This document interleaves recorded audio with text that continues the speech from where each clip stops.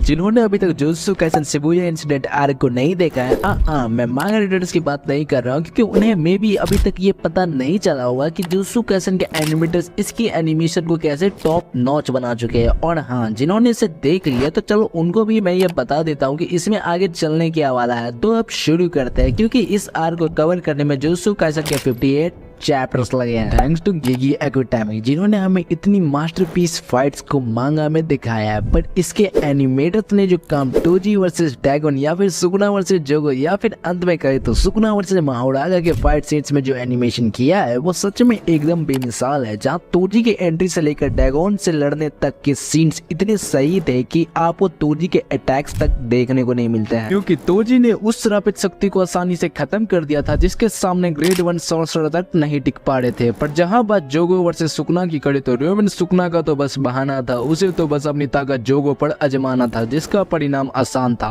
उसने जोगो के फायर पावर के खिलाफ अपनी फायर एरो का इस्तेमाल कर उसे राख में मिला दिया। इसके बाद सुकुना अपने अगले अपोनेंट के पास पहुंचता है, जो कि कुछ डिवाइन जनरल माहोरागा होता है। और पूरे एपिसोड को सही से देखने के बाद मैं अब इससे जज कर सकता हूँ, और मैं ये अब आपको भी पक्के तौर पर बोल सकता हूँ कि अगर आपने एपिसोड 17 की फाइट को सही से नहीं देखा तो आप गलती करने वाले हो, क्योंकि इनकी बैटल इतनी एक्सप्लोसिव हो जाती है कि ये बिल्डिंग्स के साथ इंसानों को मैक्सिमम अमाउंट में मारते चले जाते हैं। पर जो आपको असली गूज़बम्प्स फील करवाती है वो एक king of curses Ryomen Sukuna का डोमेन एक्सपेंशन, जिसमें उसके हैंड साइंस तो स्लो मोशन में बनते ही है, पर तबाही इतनी होती है कि शिबुया में आसानी से आपको एक विजिबल ब्लैक स्पॉट देखने को मिल जाए। तो ये तो हमने इसके बेस्ट एनिमेशन सीन्स को कवर कर लिया है, जिसकी वजह से आप मांगा पढ़ने के बाद इसे देखने को चले ही जाओगे। पर जिन्होंने इसे देख लिया है वो सभी ये जानना चाहते होंगे कि केंजेकू ने मैक्सिमम अमाउंट में कर्स ब्रिड्स को अपने अंदर से रिलीज कर ही दिया, लेकिन उसके साथ ही वो सातोरू गोजो को भी अपने साथ ले जाने में कामयाब हो गए। पर हाँ, मैं भी ये जानता हूँ कि युता कुत्सु वापस लौट कर आ चुका है, पर वो यूजी इतादोरी को मारने के लिए फाइंडिंग बो क्यों ले लेता है? तो इसका जवाब आपको jujutsu Kaisen season 3 cooling game arc में देखने को मिलेगा, जहाँ सभी लोग हमारे सातोरू गोजो को प्रिजन रेलम से निकालने की कोशिश करेंगे। उसी के साथ आपको ऐसी ऐसी चीजें इस आर्क में देखने को मिलेगी जिससे मेरे ये प्यारे मांगा रीडर समझ गए होंगे। लेकिन अगर आपको इसका एनीमे देखना ज्यादा पसंद है तो आप बेशक इसे देख सकते हैं, क्योंकि ये आपको हिंदी डब में भी देखने को मिल जाती है।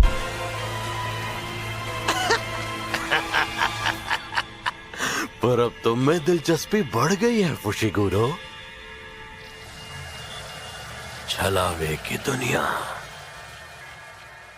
मौत का मंदिर। हिट नहीं, क्योंकि मैं तो चला। पर अगर आपको स्पॉइलर सुनने का शौक है तो मैं आने वाली वीडियोस में इसके आर्क को पार्ट बाय पार्ट करके खत्म कर दूंगा। पर अगर आपको देखना होगा तब, जो नहीं देखना होगा तो अब जाओ बे।